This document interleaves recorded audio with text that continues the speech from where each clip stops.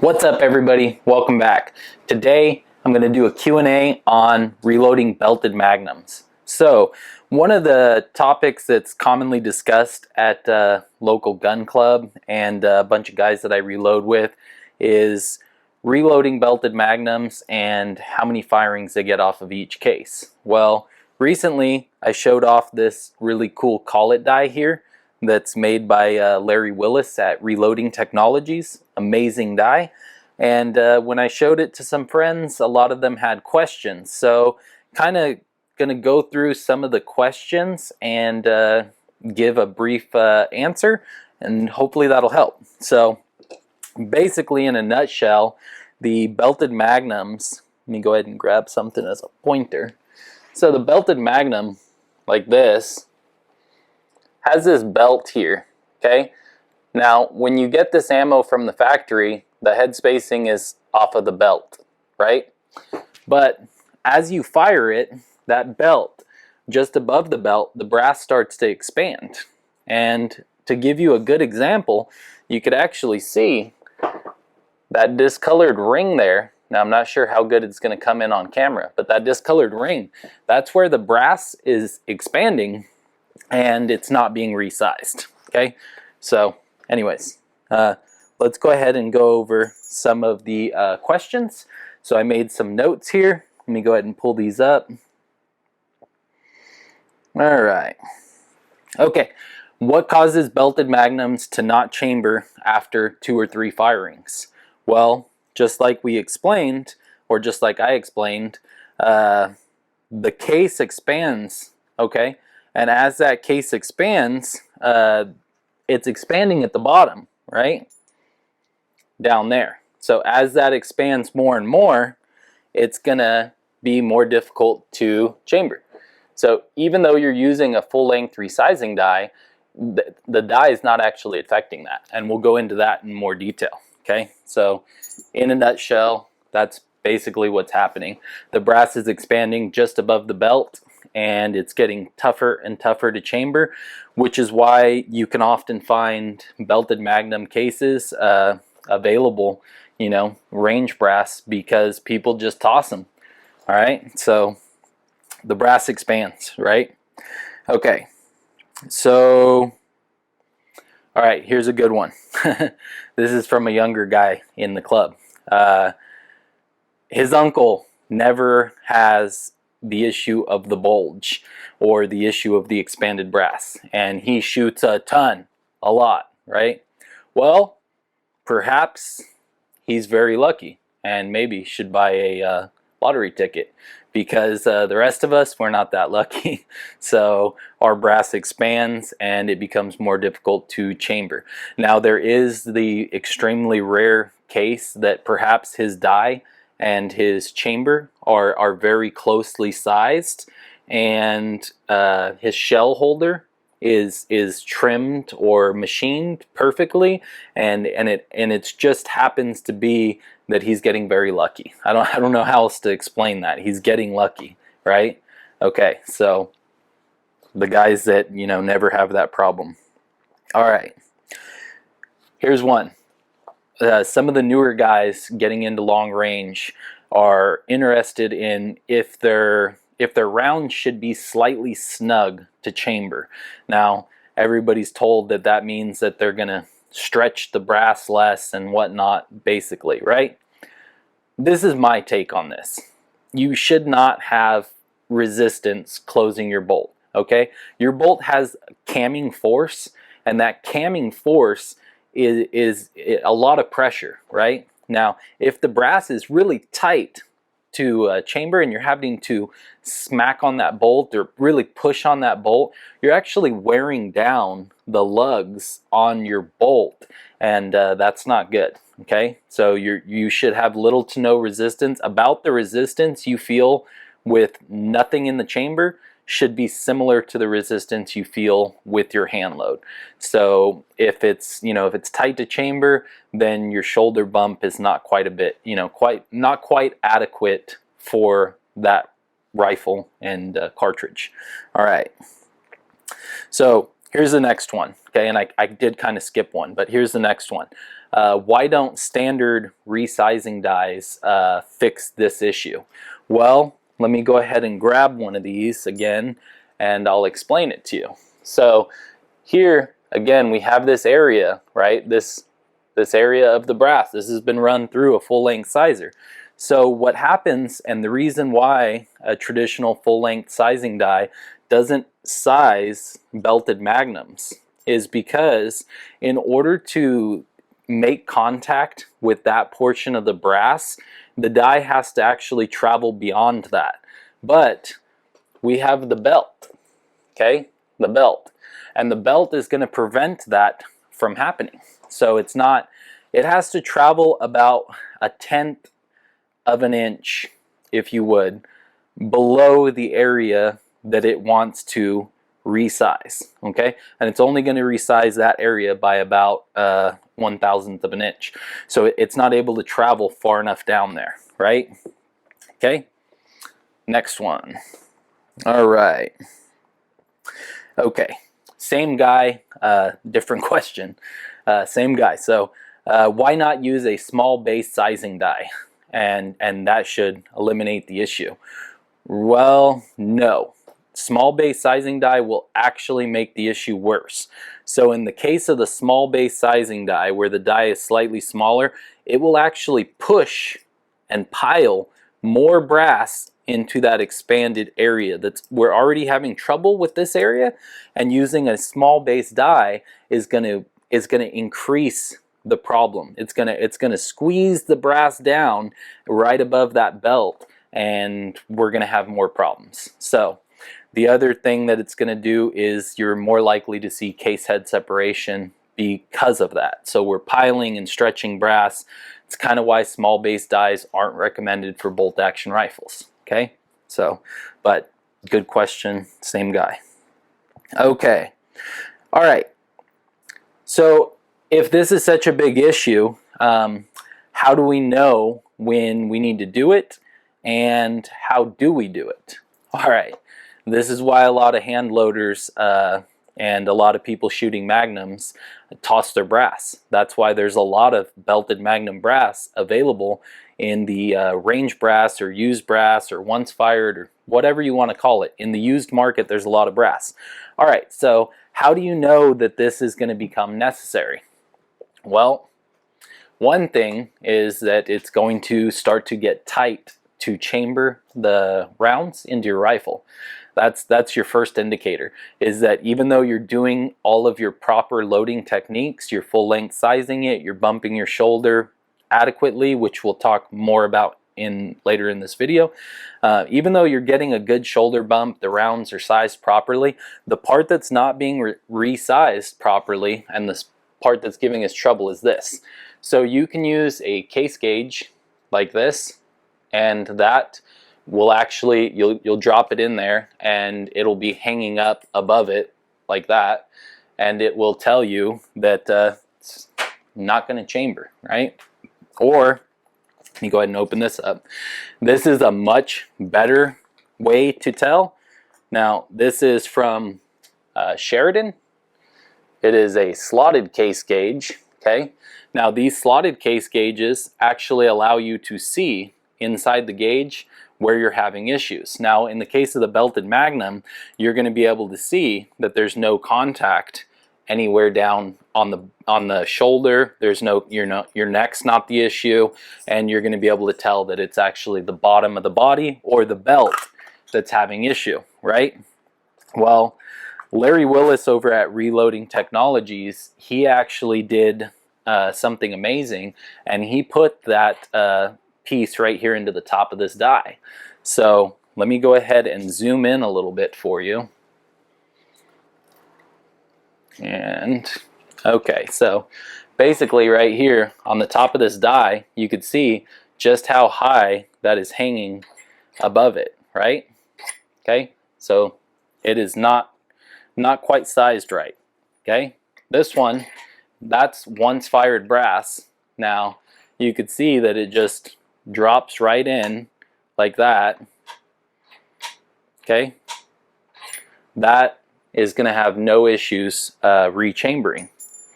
Now Here is some that's been fired 3 times. Oh, actually, I'm sorry, I mixed those up. Okay, so these are ones fired, the ones that drop right in. This one has been fired 2 times.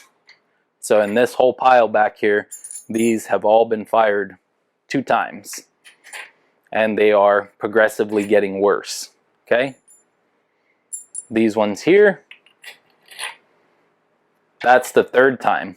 And now they're about a 1/4 inch from dropping in. And you can see that even with some slight pressure on it, they're actually not going to drop farther in. Okay? So it's progressively getting worse. The brass is expanding back here, and we're not able to resize that area. Okay? So it's slowly by slowly, this is getting worse and worse. Now, by using the collet die, you have this collet here. Okay? Now this collet drops on and it goes all the way down and sits flush on the base like this. Okay? Now as this collet die goes into the press squeezes the collet, which squeezes everything directly above that back down to factory spec. Okay? So this is really handy if you're buying range brass. Now it will chamber again. Okay? Fits right in there. So this one has been sized using this die. Now let me go ahead and move the camera. Again, these ones all, okay, they all fit right in there just like they should. So let me go ahead and back you up. Okay, so after using the collet die, they now fit again. Okay, they chamber. So that's how you're going to be able to tell that you need to, this would help you, is that it's going to be tight chambering it in your gun, or it's not going to chamber at all. It's going to fail to go into a case gauge, and basically at that point the brass is useless. So even though this die is a little bit expensive, no, I'm not sponsored by them. No, I did not get anything for free. I purchased it with my own money. Anyways, even though it's expensive, it's going to save you a lot, because the brass that would be unusable is now reusable. So you can continue reloading it and continue shooting. Like I said, you don't have to use this every time you shoot it. Instead, what you could do is you could drop your cases into the top of this or into a case gauge, and when they don't drop into the case gauge, that would be a good time to use the collet die and resize it, right? Basically, don't overwork your brass. All right, moving on to the next question. Okay. All right, so one of the same guys. They've heard that it's best to headspace on the shoulder. So let me grab one of these. They've heard that it's best to headspace up here on the shoulder and not on the belt. Why is that? Okay, so so they've heard that, and that factory ammo is on the belt, so why shouldn't they go back to the factory spec? Well, if you smash it back down to factory every time, you're going to end up with a case head separation pretty quickly, like 2 to 3 firings, and it's going to be toast. So what happens in the chamber when this cartridge, when the firing pin strikes the primer and it ignites, the case is basically, the brass is shoved forward, okay, in a forward direction. So brass is moving towards the shoulder. Okay, now if you squeeze that back down to factory size, basically where it's head spacing off the belt, it's going to stretch again and again, and you're going to get a thinning of the brass, and that thinning will become very obvious and evident. You'll see a light ring around the outside. If you take a tool that has like a little burr on it, or a paper clip, you could cut a paper clip with wire cutters and just kind of have that sharp point. And when you feel inside, you'll actually feel that divot. And if you look in it with a bore scope or something, you'll be able to see that eroded ring where the brass has been stretching away. And it is most likely going to lead to case head separation. If you see light rings on your brass, that is a good time to toss that brass and get some new brass. Okay? All right, moving on. So there's the guys there, there's guys of every skill level. There's beginning, guys that just got into reloading because they got into precision shooting. There's guys that got into reloading because the situation in 2020 when there was no ammo available. There's guys that have been reloading their entire life, and they're all of different skill levels. So if you ask a question to 5 reloaders, you will probably get 7 answers. Why? I don't freaking know. Everybody has their own techniques, but this is specifically, I want to teach you guys how to save your belted Magnum brass and how to get the most firings out of it. Okay. How do you adjust the full length sizing die for your rifle, right? And what I believe he's asking is how do you get the correct amount of shoulder bump? Okay, well, you're going to start by firing your brass in your rifle, right? And then after you fire the brass in your rifle, some people say it'll be completely fire formed. Fire it one time, it'll be fire formed. Other people believe that it takes 2 or 3 times. So to start off with, what I would do is I would go ahead and take a headspace measure, okay, like this, and all you're going to do is you're going to put in the correct bushings for your cartridge. Let's go ahead and zero this out. Okay, so we'll zero it out. We'll go ahead and take our cartridge and we will set it in there like that. Now, okay, 1510. Okay, that's our measurement. So we're going to hit 0. Then we're going to take this and we're going to adjust our die to the manufacturer's instructions, according to their instructions. And basically, don't cam over yet, okay? So just go ahead and just hear me out. Decap it, okay? Either with a universal decapping die or decap it without applying any bump to it, okay? Take your measurement and then go ahead and resize it without bumping the shoulder yet. So leave your die a little bit proud, a little bit high, and just resize it, right? Then make yourself a dummy round, okay? No primer, no powder. Seat your bullet like you would normally, and then go ahead and take it to your rifle and try and chamber it, okay? The other option is don't make a dummy round and just take the piece of brass that's been fired and go ahead and pop the primer out without applying bump and try and chamber it. Is it tight to chamber? Okay, if it's not tight to chamber and the bolt closes just about the same as it does without the brass in there, then it's not fully fire formed yet. But if it is, if you do feel resistance on there, take that measurement and then slowly adjust your die down and then go ahead and bump it again, okay, a little bit more shoulder bump, and take the measurement. Now in a bolt action rifle, some people like 1/1000th of an inch. I personally prefer 2/1000ths of an inch. So whatever my measurement was, I want to bump it 2/1000ths of an inch below that measurement. So I should end up with a negative number on my caliper after I've bumped it, right? And for a autoloader, 4 to 5/1000ths of an inch is usually adequate. And you might be wondering why so much bump on an autoloader and not on a bolt action.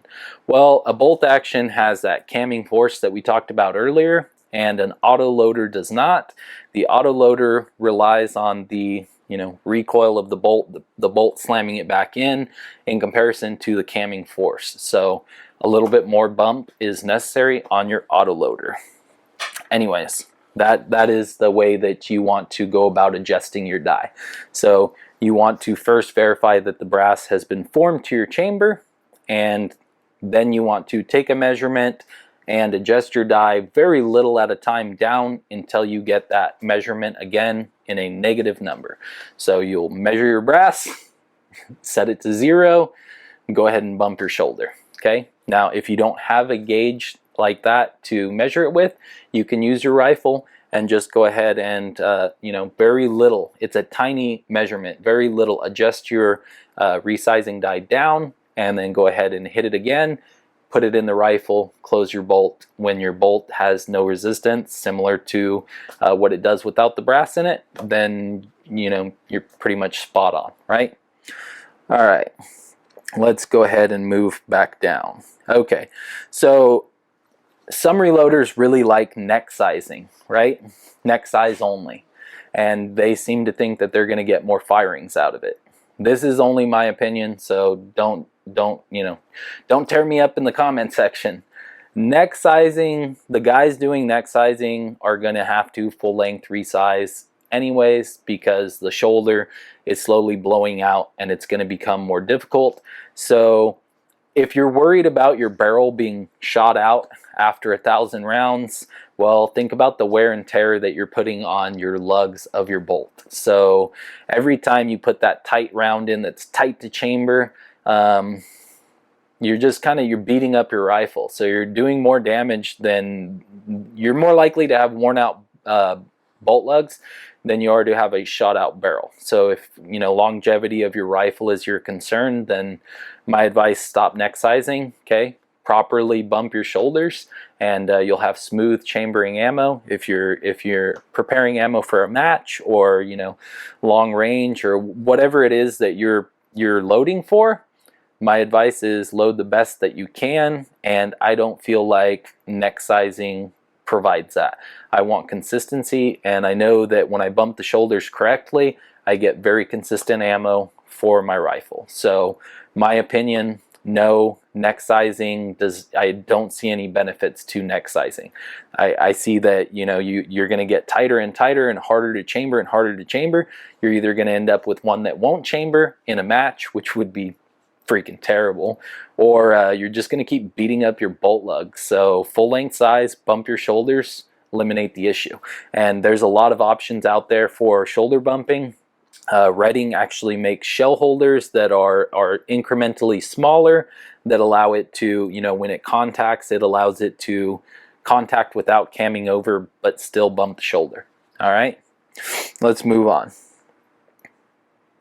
Okay, do tight chambers have less problems than loose chambers, specifically in reference to belted magnums? No. No. So in my experience with all the different rifles that I've fired, you know, ones with tight chambers and ones with loose chambers, they may see less shoulder expansion, but the problem area down on the belt, again, the area just above the belt, still experiences that expansion, and it still gets tight.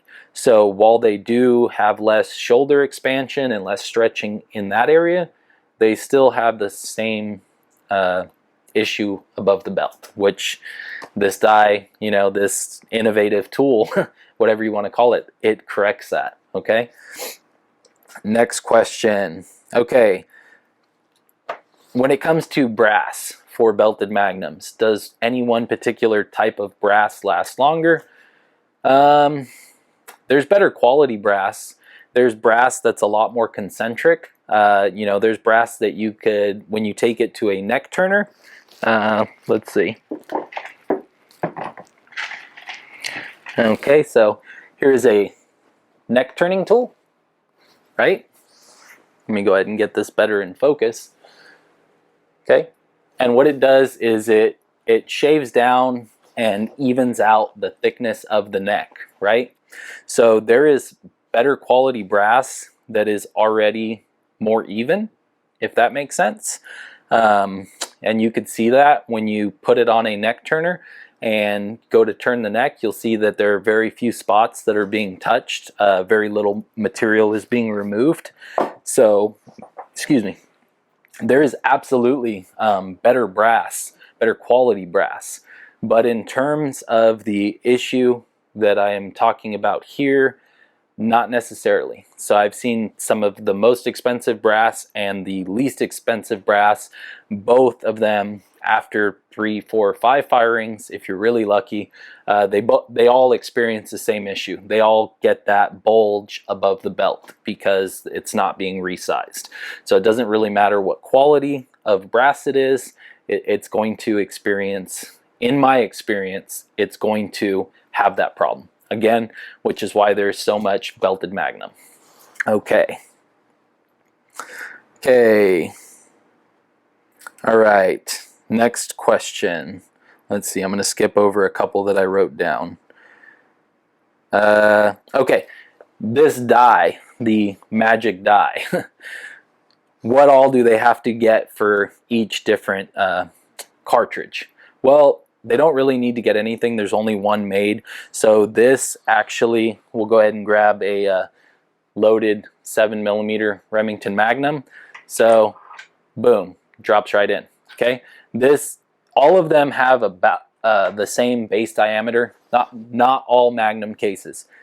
A large amount of Magnum cases, 300 Win Mag, 300 Win Short Mag, 7mm M Mag. Anyways, a lot of them use the same diameter. This is going to work for a very wide variety. If you're thinking about ordering one and you're interested or curious as to if it will fit a specific caliber, drop a comment with what cartridge you're wanting to know if it will work for, and I will respond to it. Or, you could ask them, at Reloading Technologies, will it work for this?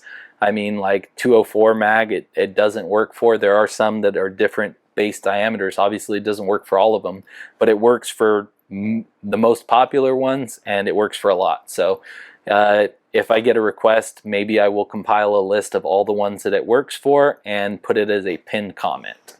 Anyways, let's go ahead and continue. Okay. Okay, so instead of removing the bulge, why not just buy new brass? Well, I love guys like him. Because I'm trying to save some money and I want my brass to last longer, and thank you for, instead of worrying about the bulge, you just toss it out, and guys like me are able to buy it very cheap and then reuse it, right? So a lot of people have that attitude or that mentality. Why not just buy more brass? Don't worry about it, just buy more.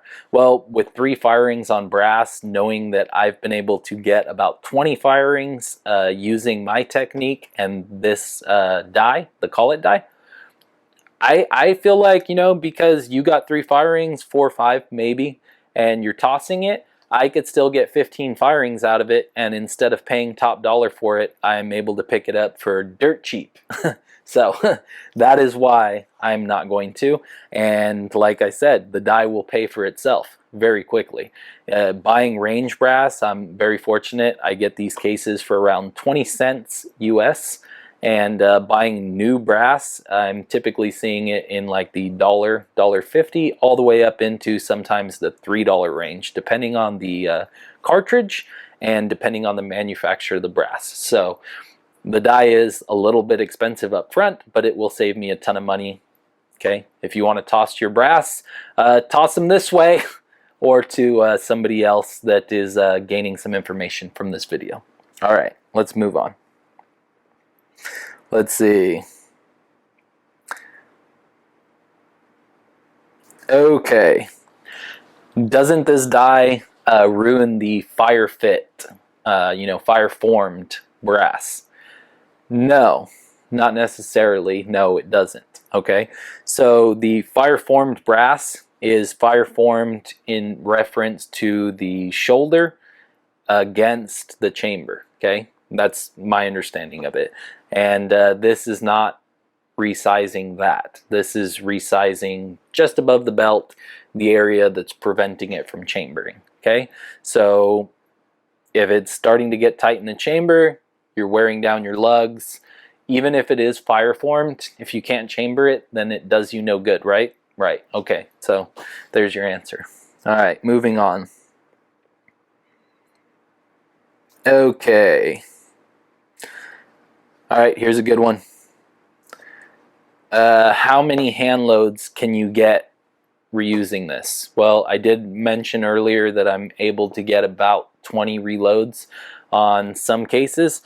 Sometimes I may get cases that are once fired, and I'll be able to get 15 or 16, depending on how hot they were loaded before I got them and how they were resized, how the cases were treated. But on new brass or factory ammo, I'm able to get about 19 to 20 reloads. Okay, so how many reloads you get is going to be dependent on how you're bumping your shoulders. If it's too much bump, you're going to end up with that light ring, case head separation. If you're running extremely hot loads, then probably going to see less life out of your brass. I mean, there's a lot of factors. So that's for me personally. All right, next one. Okay. My cases are usually affected by loose primer pockets before I experience this, before I experience a problem with chambering. Okay, now this guy's not referring to necessarily belted Magnum cases. He's in general, he experiences loose pockets before he runs into trouble with his brass. All right, well, primer pocket looseness, it can be when your rifle gets dirty, your chamber gets dirty, your pressures increase, and the increase in pressure is going to cause those primer pockets to take more of a beating, expand, and you're going to end up with loose primer pockets. So if you want to avoid loose primer pockets, keeping the chamber well cleaned and the all the carbon out of that, it's going to prevent the pressure increase, and also backing off your load a little bit. That may help you as well. It also has to do with your seating depth. So the depth that you seat the bullet inside is going to affect your pressure, believe it or not. So there's a lot of factors that go into that. If you're getting 10 firings and experiencing loose primer pockets but getting excellent accuracy, well, I mean, it's a sacrifice you're going to have to make. You may just have to toss those cases. Now, here's a little tip. This is a very interesting tip. I've been reloading a lot of 223, and my son, my youngest son, he's 8 years old. He started to shoot 223, which I'm very proud of, very excited, and he's shooting long range, right? So we start to see some primer pocket looseness on the load that I make for him, which he shoots extremely well, very, very well for an 8-year-old. Even for compared to anyone, I guess, for an adult, he shoots very well. Anyways, I ran across a great deal on some imported primers, Unis Genix primers, and they are hell to seat into brass right away, right? Not crimped brass, beautiful brass, nice primer pockets, and they are, the presses do not like to seat them. Not any of the Dillons, the RCBSs aren't a fan. The Lee presses, the Hornady press, none of them like to seat those damn primers, right? But I did notice that when my son's primer pockets got loose from firing, they seat very nice. They're tight and they go in smooth to his loose primer pockets. So that's one, that's an avenue to explore. Maybe those cheap imported primers are the answer to your loose primer pockets. All right, moving on. I know this is a lot of questions and this video is getting kind of long, so I'm going to kind of skim over to some of the ones that I think are more important. Okay.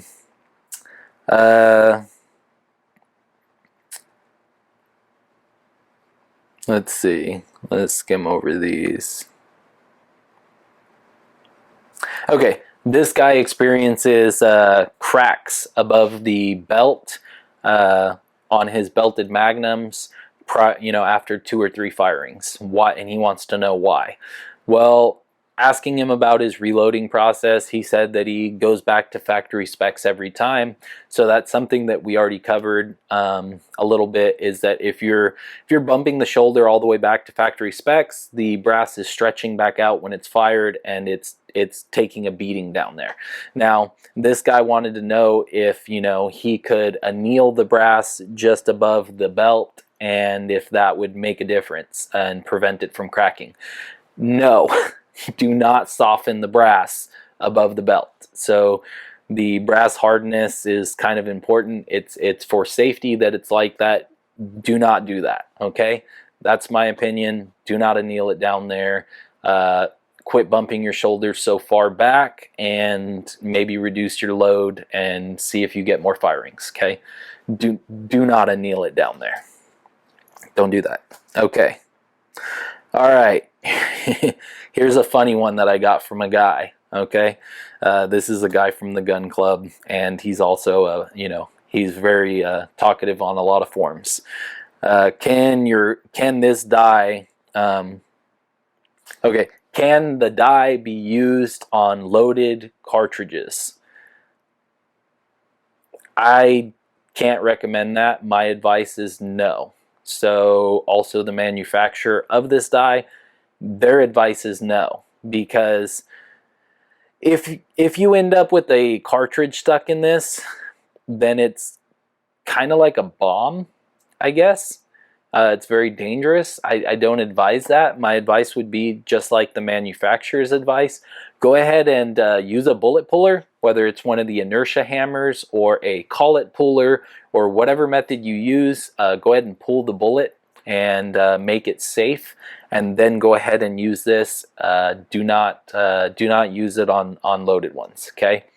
Now, this same guy had an issue with, you know, rounds that he loaded that wouldn't fit his rifle and wouldn't go in a case gauge, and he actually chambered them. God, I wish I had took pictures.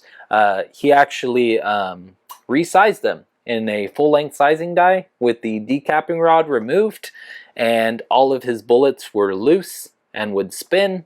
And he, you know, previously he asked me what happened, why are his bullets loose? Well, brass kind of springs back, and lead does not, copper does not so much. So what happened was he squeezed it down so tight that the brass squeezed the lead in the copper bullet, and then the brass sprung back, so that caused it to be loose. As well as he has brought in 1 or 2 times a oh god, I do have one. Hold on one second. I actually have one. Alright, so this was a 6.5 Creedmoor case from this guy that he brought in, and the case neck ripped off with the bullet and became lodged in the die. So don't put loaded rounds into dies of any sort, okay? It's a loaded round. Use it like you would a loaded round. Put it in the chamber and shoot it. And if it doesn't chamber, take the proper steps to tear that bullet down, you know, tear that cartridge down, pull the bullet out, separate the powder, knock out that primer. If you want to remove your decapping rod so you don't have to reseat the primer, then go ahead and remove the decapping rod and resize that brass proper, and then put it back together. Don't put loaded rounds in dies. That's just, it's bad practice. It's not safe. I don't recommend it. All right. Let's see. Okay, here's a good one. For this die, or, you know, for my resizing, do I recommend any specific resizing lubricant? All right, now I have tried a very wide variety of different reloading lubricants, and there are some that are better than others. This is not only recommended by the manufacturer of this die, okay? Imperial sizing wax, but this is something that I recommend everybody to give a shot to. It is a little slow going for single stage reloading. Now I will use either the Dillon lanolin based or Hornady one shot or the Frankfurt Arsenal lanolin based. When it comes to my progressive presses, just spray some on in a bucket, shake them up really good, or a Ziploc baggie, throw them in there and go to town.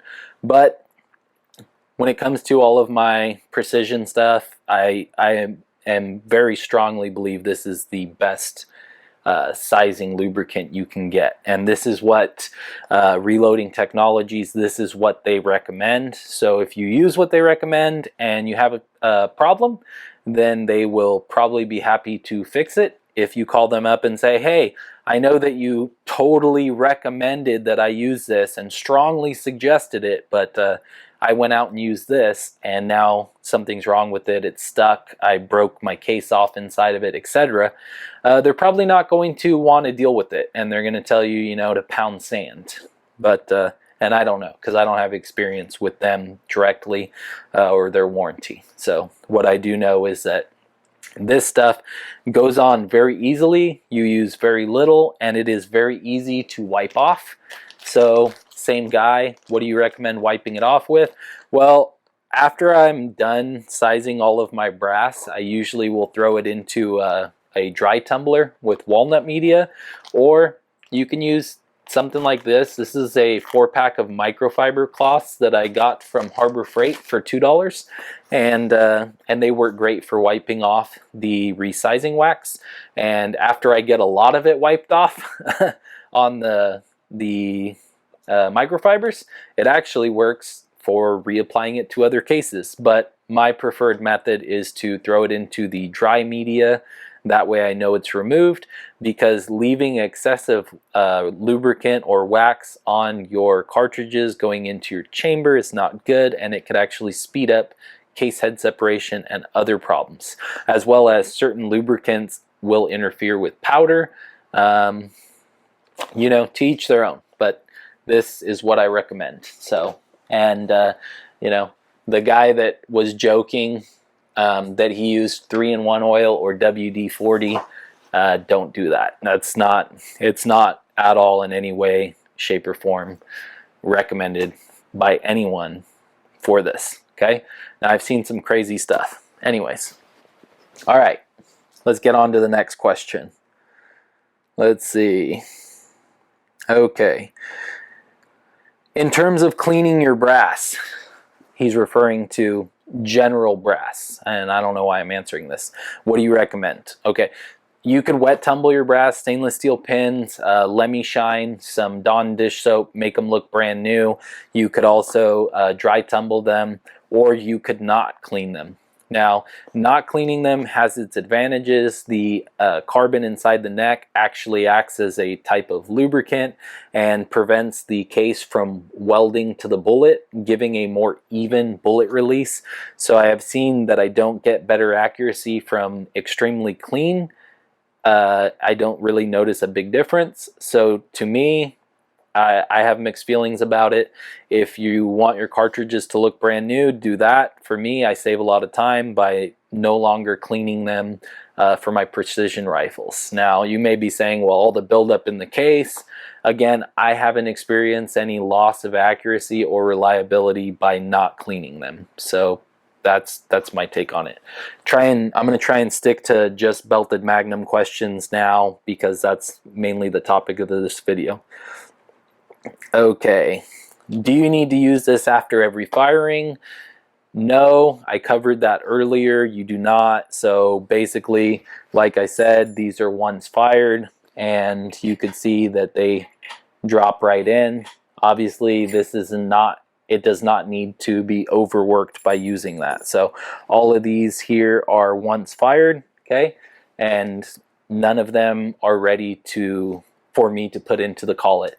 I'm only going to use it when it will not gauge or will not chamber. Okay, now if all my other steps, my shoulder bumps correct and everything, there's only one spot that could be a problem.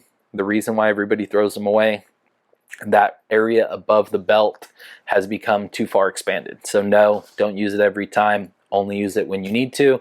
Take the time, measure your cases, verify that that's where the issue is. Go ahead and use it. Okay.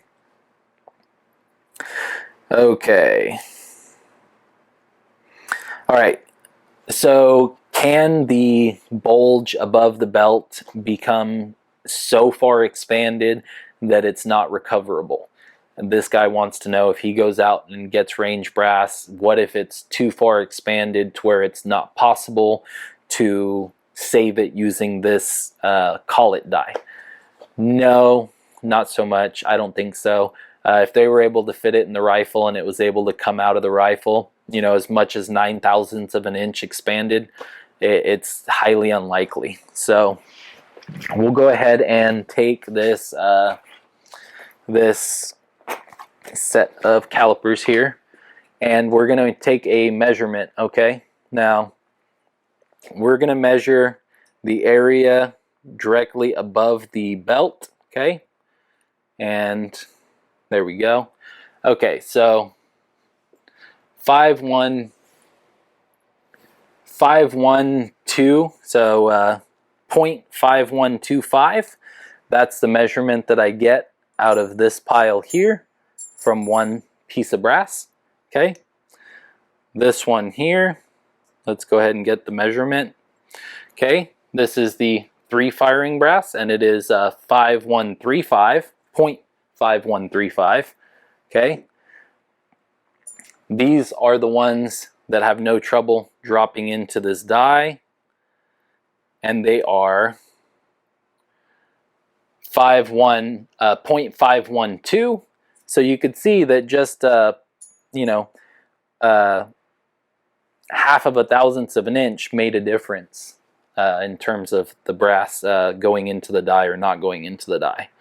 Okay, now this is one where the brass was sized using that the Reloading Technologies die, and it is 0.512. Okay, so that'll give you an idea of the differences that I see between 1, 2, 3, 4 firings. And again, these are all verified that these have in fact been reloaded and fired, and you could see that it is progressively getting thicker in that area. Now, if you slide the calipers up and down against it, you could see the difference, but you could also compare the dimensions to a drawing, a specification drawing, and it'll tell you what it should be versus what it is. So if you don't have one of these to drop it in, a case gauge to drop it in, I recommend using the rifle. To answer the question, do I think that there is brass out there that is not going to be capable to be squeezed back down using this? I really don't think so. I mean, most barrel manufacturers that cut chambers are pretty good at it, and the likelihood that it was rechambered and fired and it was able to fit the chamber, most likely this die will save it. So I wouldn't worry about it. You know, if you do end up buying one of these and you get some range brass and go to use it and it's not salvageable, let me know in the comment section. That way, you know, I'd be interested to know that somebody had a loose enough chamber to not be able to use this. All right, let's move down. Okay. Does this die increase overall length? No, it definitely does not. Because it doesn't have an expander ball in it, so it has nothing really pulling or pushing the brass. It's squeezing the brass. Okay, so it's not really moving material up or down. It's squeezing the brass. So no, it's not going to affect the overall length. Okay, here's one. This one's a good one. This is referring to belted Magnum cartridges. Do I recommend trimming to SAMI specifications? Do I recommend trimming to the trim to length listed in a reloading manual, or somewhere in between? Okay, for me it's very rifle dependent. I like consistency, so I know there's some guys that like to trim to SAMI specifications, which is usually 0.10000ths of an inch less than what is found in a reloading manual as the recommended length. Now, seating depth, the amount of material contacting the bullet, the concentricness of the bullet, it's all going to be affected by your trim length. I like consistency, so I trim to my trim length, and then after I fire the cases, I trim them again. And to some people that may seem like a waste of time. That's just what I do. I want the same results every single time. So, you know, don't trim shorter than Sammy spec and don't let your cases grow longer than Sammy spec and you'll be fine. But if you want consistency, you want to develop a specific load for a rifle, the more things that you keep the same, the better results you're going to have. So when you're changing things, don't change all kinds of things at once. You know, do not change the primers you're using, the powder you're using, the amount of powder you're using, the length that you're, you know, the overall length. Don't change the seating depth all at once. Do it individually and verify the results, because you may seat something a little bit longer for your rifle and get better results, and then you all of a sudden you switch the powder you're using and all that increase in accuracy you got went out the window. So do one thing at a time, go from there. Trim length, you know, trim it to what is recommended. Don't go under, don't let it grow over, you'll be fine. Okay, next one. In reference to Magnum cartridges, are Magnum primers always recommended? Because right now they're hard to find. When you have a large amount of powder, you want to guarantee that you get ignition. Now, my understanding is that it's not that the primer is necessarily, the material is not thicker than Magnum versus non-Magnum. I believe the cup thickness is the same, so it's not a matter of penetrating the cup. I'm not sure, somebody correct me if I'm wrong. From what I've looked at, manufacturer specifications on their primers, the Magnum primer and the standard primer are the same thickness. It's actually how hot the charge is inside of it, which makes the difference. When you're dealing with a large amount of powder, you want to get a solid ignition. So things like uniforming your flash hole. Flash holes actually vary a lot in size. There are some manufacturers that have tiny ones, some that have large ones. Pick up a flash hole uniformer tool, and it will allow you to not only remove the burrs from when they were punched out, but it will keep them all the same size. You'll yield better results. So Magnum primers, what I like to do is I like to follow recommendations in load books, unless I'm developing my own. But what is recommended for safety reasons, and it is basically your best bet at good results. So if it recommends a Magnum primer, use a Magnum primer. If it recommends a rifle primer, do not put a pistol primer in there. Now, people say, well, you know, can you use rifle primers in pistols? I personally don't like to mix primers up. I know there's a lot of people that do. Use a rifle primer in a pistol application. I like to go by the book. I think it's your best bet at repeatability and safety. So use what's recommended, okay? Let's see.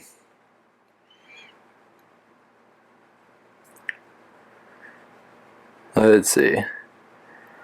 Okay, this is another one which I already answered. Annealing the case above the belt. I don't recommend it, no. Okay.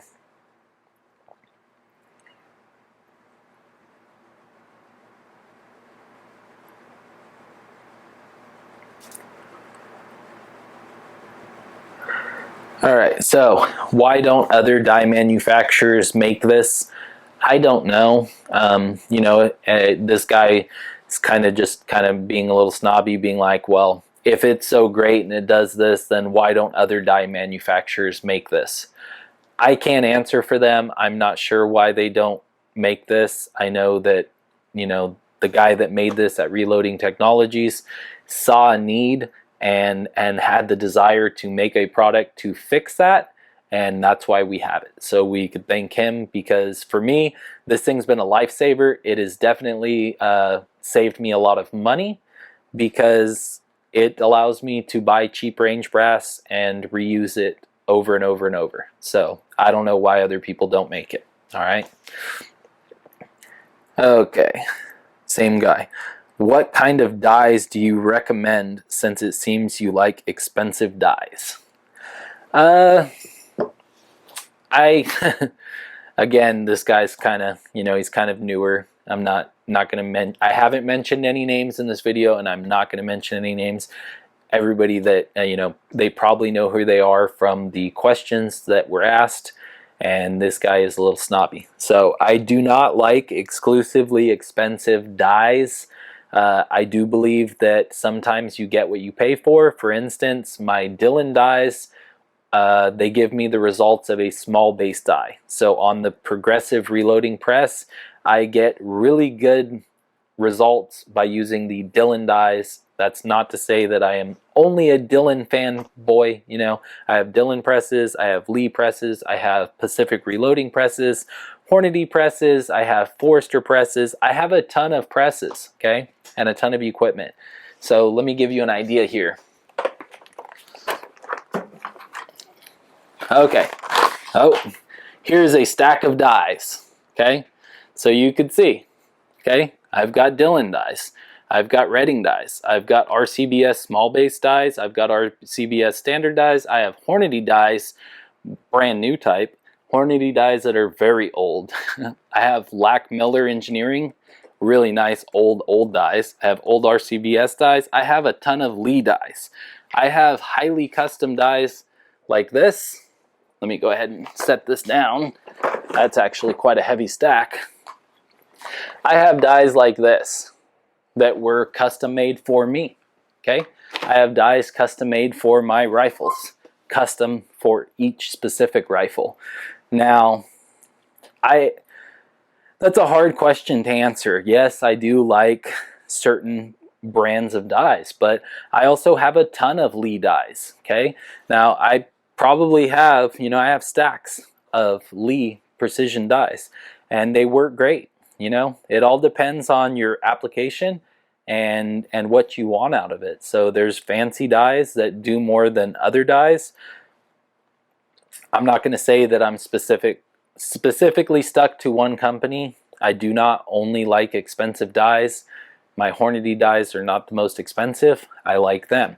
There are features of certain dies that I like more than the features of other dies. For instance, when it comes to universal decapping dies, which I'll be doing a more in-length video on soon, there are some that are a lot better thought out, okay? Now, yeah, we'll just leave it at that, and we'll touch base on that in the next in that video, referring to my setup and why I use universal decapping dies. Okay.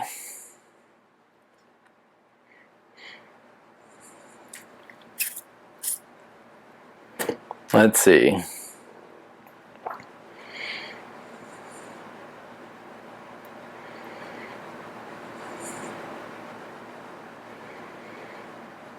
Okay.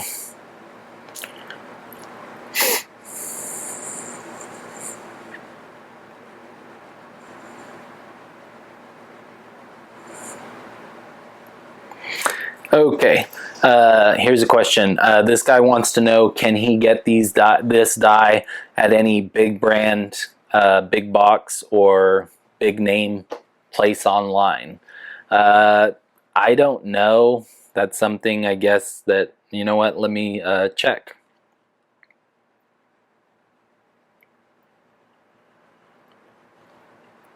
Okay, so basically no, it used to be available through Cabela's and Midway, however, not anymore. So there were some issues with the manufacturer and the retail stores, so it is a direct product only.